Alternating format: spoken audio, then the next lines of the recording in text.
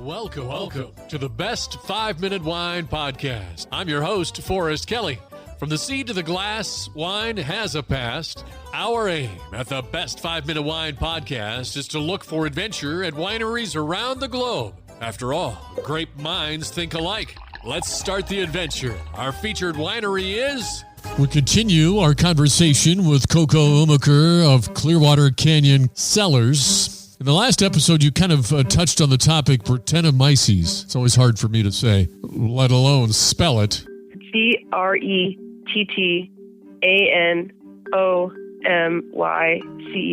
I believe. I've never been good at spelling orally because it is so difficult to say and remember. In the industry, a lot of times people refer to it as Brett, B-R-E-T-T, and a Brett wine. But in looking it up, it comes from the Greek term for British fungus. You can see when you tell people, how the process works at a molecular level, you can kind of see their eyes glass over, right? Oh my gosh, I'm getting a chemical lesson here. But for you, that's where the joy is, right? Oh my God, yeah. I was thinking yesterday, actually, how just obsessed Carl and I both are with the continual learning and crafting of wine from the grape to the bottle. This has been a crazy summer, and we may only have like a week to carve off for maybe not even a full week. We might have like a weekend to carve off for somewhat of a vacation. And we're actually talking about going to a different wine area and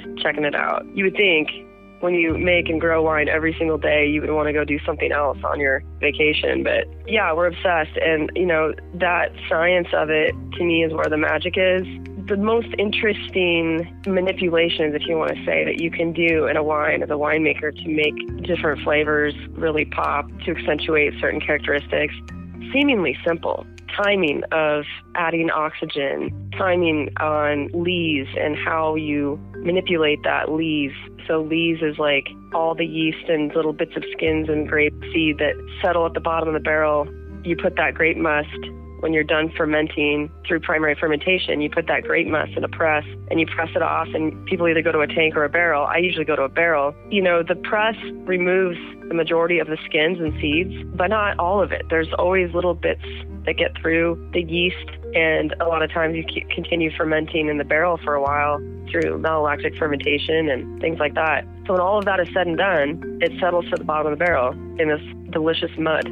It's kind of a red color usually because it takes on some of the wine color and yeast and bacteria and little bits of skins and seeds, and how you handle that lees as a winemaker is a big deal. Okay, as we jump back for just a second in the time frame, was there a point, because you're so young and you're starting out with this ambitious goal, was there a point when you said, wow, kind of an epiphany, and said, we can make this work?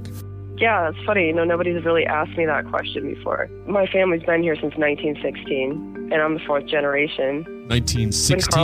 1916, yeah. Wow, okay. So we're an Idaho Century farm. Sometimes people ask me why the farm's lasted, and I believe it's because we've all been long-lived. My great-grandparents started it. Grandma Irene ended up having to run the farm on her own. Actually, my great-grandfather died, but my great-grandmother Irene lived to be 93, and she passed the baton to my grandfather, who lived to be 96, and then he was the one that Carl and I discussed this next generation with him about, like the next 100 years, Grandpa, what does it look like for us? And when we came to him, and my mom too, so my mom is still living, and so Grandpa and my mom really kind of handed the baton to my husband and I. But when we asked them if we could plant that quarter acre, I think most of Lewiston probably thought we were kind of crazy.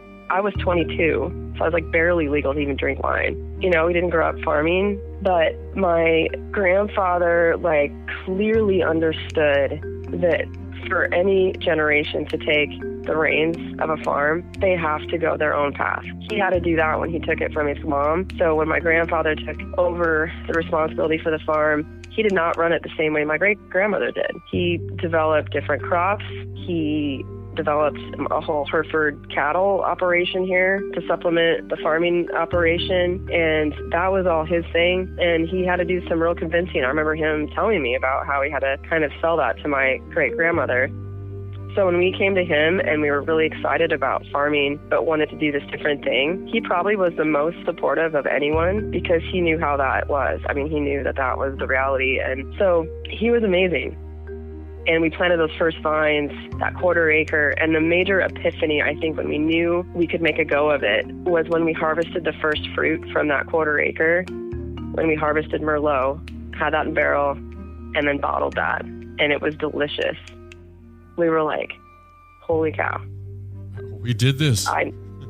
Oh my God, yeah. I mean, it was like, and Carl and I, we may have been young, but we knew good wine. And I think that's the key to being a great winemaker is it's like a skill. It's like being a good basketball player. You got to have game, right?